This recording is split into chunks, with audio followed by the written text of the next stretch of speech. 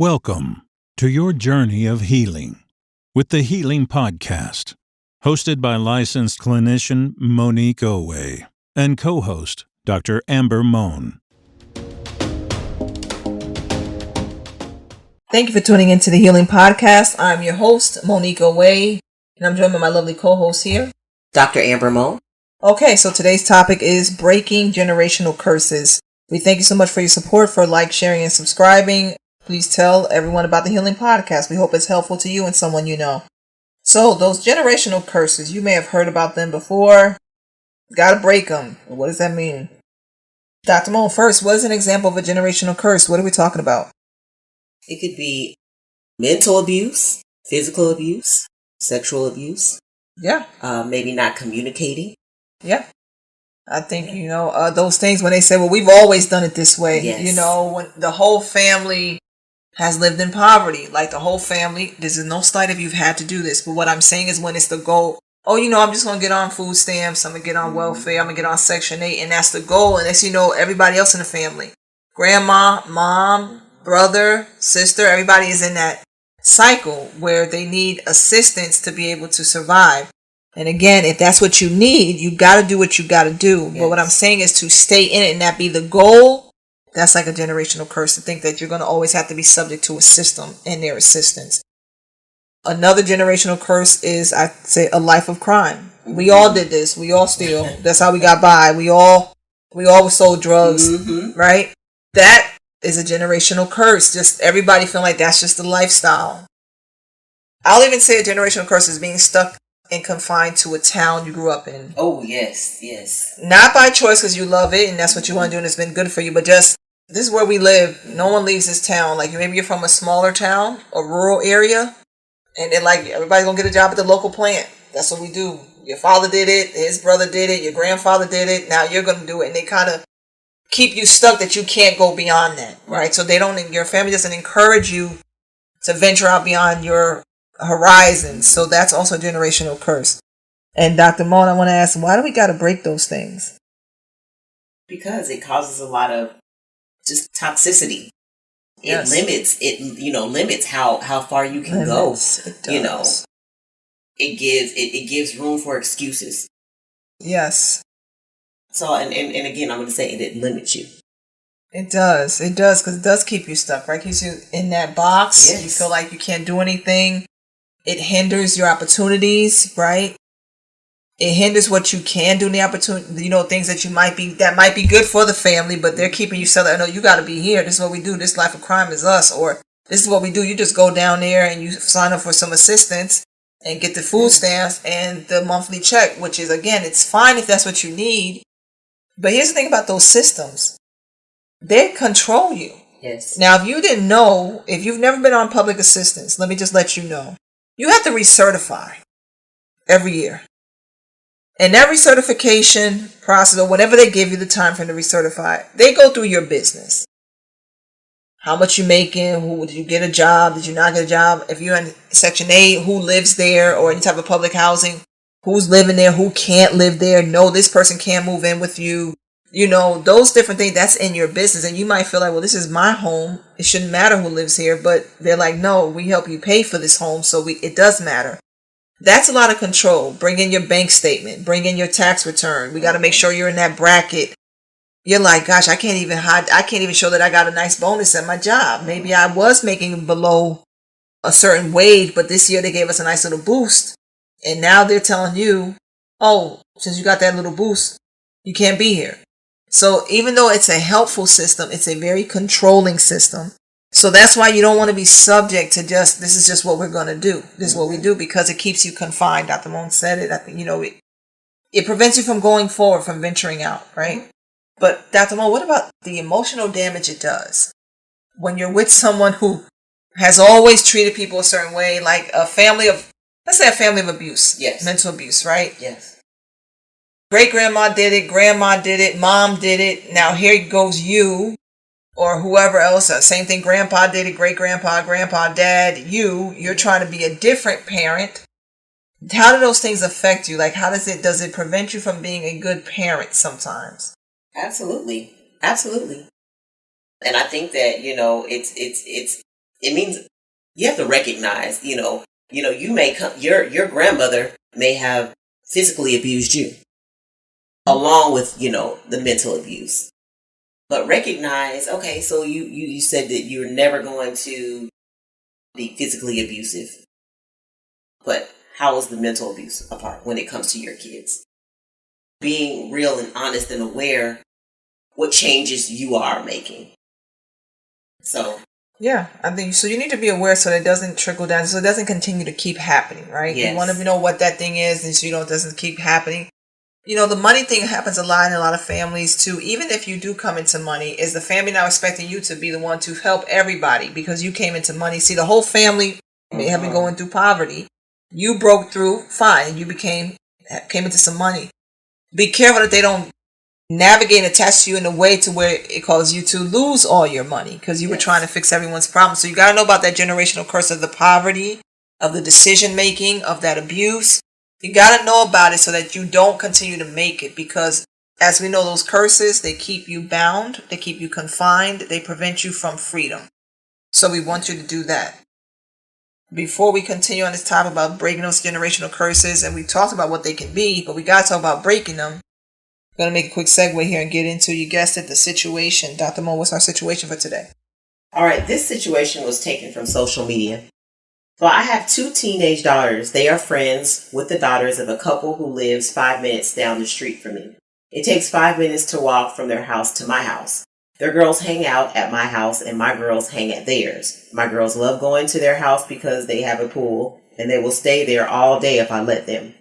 My 2 rules since I've met the family is, number 1, make sure the mom is always home when my girls are over. I don't want just the dad to be there. I'm a single mom and I trust no one around my daughters. Sometimes the girls are over there and the mom has gone to run errands real quick. I told the mom that it doesn't matter if it's real quick. I don't want my girls alone with a man in the house. She tells me she understands, but she doesn't appreciate me not trusting her husband. She says that I'm trying to insinuate things. We went back and forth about it. We made up until she broke my second rule. So my second rule is if it's late and they take the girls out, I told them to please make sure to drop them back off home for me. Don't just drive back to their house and have my girls walk back home by themselves in the dark. I don't care that it's a 5-minute walk. I'm not comfortable with them walking in the dark. If you take my children out, then you bring them home. So what if something happens? So now we are not talking and she doesn't want her girls to talk to my girls. Now I'm the bad guy because my girls were really close to her daughters. My daughters are upset with me and said that I'm ruining their lives. Any advice? Well, yeah, I have some advice. These are your daughters. These are your children. So, whatever, you feel needs to happen, within reason to protect them, it's just that. We do know that, a lot of times, or it gives someone an opportunity when your girls are around strangers, whether it's a man or a woman, they can be perpetrated against. So if you are uncomfortable with your daughters being alone with a man who, I get that he's married to their mom and you trust their mom, you don't have to trust him, and that is okay. So if that is a rule, that's fine. When it comes to your girls walking home 5 minutes in the dark, I'm with you. My girls and my son, with everything that's going on with sex trafficking and things of that nature, you have to know that that is a possibility. So if that is your rule, I don't think there's anything wrong with that. I think that you need to do what's in the best interest of your daughters to protect them from being harmed. So I'm with you. It is what it is. They'll understand later when they have kids. Yeah, definitely. I think if you're facing a situation like this, you do have to protect your children first because they are your children. And I think no one loves and protects their children like you, right? What I'll say is that, no, you made the best decision for yourself. No, I don't think you're trying to accuse that husband of being a predator. I don't know if he is a predator. He may not. There are a lot of good men out here, but that's how you feel comfortable with your daughters, and that's just what it is. No, a child should not be walking alone by themselves at night as much as possible, because it only takes seconds for things to go wrong.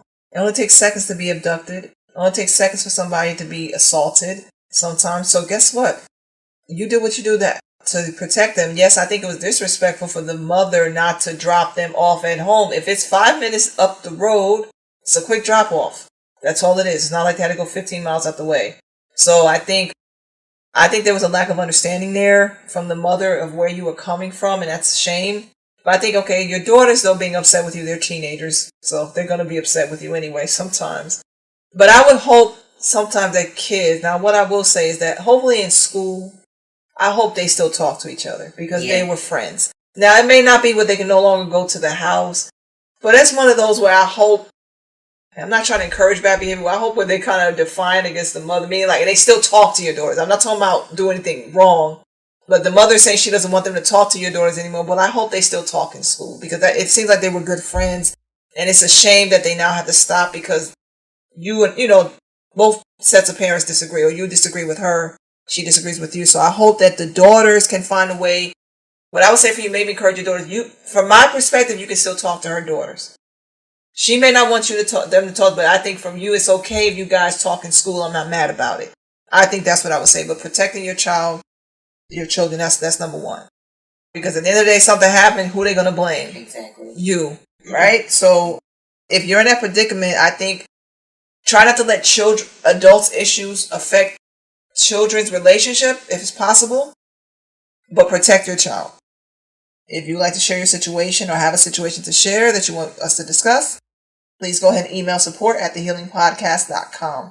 Before we get back into the topic, a word from our sponsor, Healing Expressions.